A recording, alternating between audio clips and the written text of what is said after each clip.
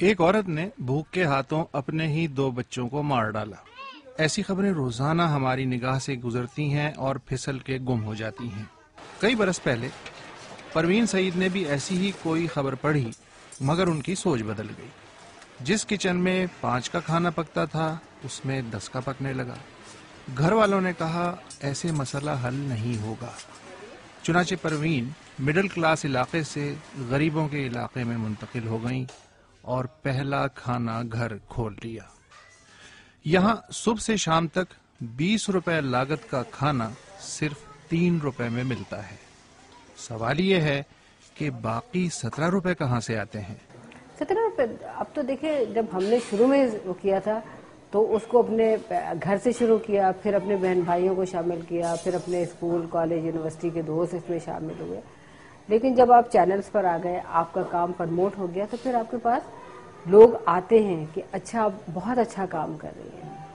جب بہت اچھا کام کر رہی ہیں تو آپ 2 بوری ہماری طرف سے لے لیجئے، دال ہماری طرف سے کر لیجئے۔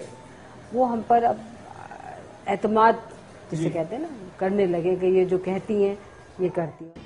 کراچی میں ایسی کئی فلاحی تنظیمیں اور افراد ہیں جو روزانہ ہزاروں غربا کو مفت کھانا کھلاتے ہیں، مگر پروین کی اپنی فلسفی ہے۔ دیکھیے، فری کا جو کھانا ہوگا نا وہ مس یوز بھی ہوگا، کھایا آدھی روٹی کھائی رکھ دی، کر دی، یہ کر دیا۔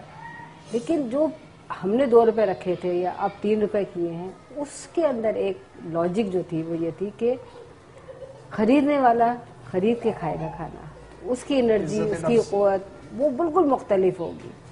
اور دوسرا یہ کہ وہ اس 3 روپے کی ایک روٹی خریدنے کے لیے جب اپنے گھر کی روٹی کو وہ کرے گا تو وہ اس کے لیے کام کی طرف جائے گا۔ مہنگائی میں 200% اضافے کے باوجود کھانے کی قیمت تو جوں کی توں ہے، البتہ پروین کا کام بڑھ گیا ہے۔ اب 1 کے بجائے 2 کھانا گھر اور 4 پک اپ پوائنٹس ہیں، لیکن ہزاروں لوگوں کی جیب میں 3 روپے بھی نہیں۔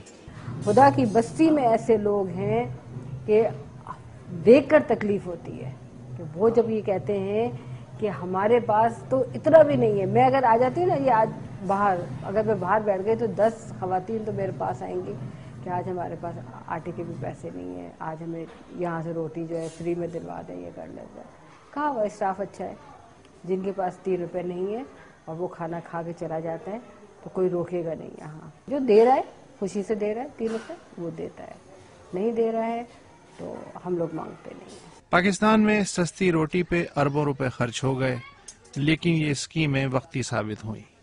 حکومتوں کو چاند تارے توڑنے سے فرصت نہیں اور بھوکوں کی تعداد ہے کہ بڑھتی ہی چلی جا رہی ہے۔ پروین کہتی ہیں کہ وہ یا ان جیسے لوگ بھوک ختم نہیں کر سکتے۔ بھوک صرف اس وقت ختم ہو سکتی ہے جب سوچ بدلے۔ ایک مٹھی آٹا آپ اگر ہمیں دے دیتے ہیں تو ہم ایک روٹی بنا کر ایک غریب کے پیٹ میں ڈال دیں گے۔ آپ اپنی سوچ تو تبدیل کیجئے نا۔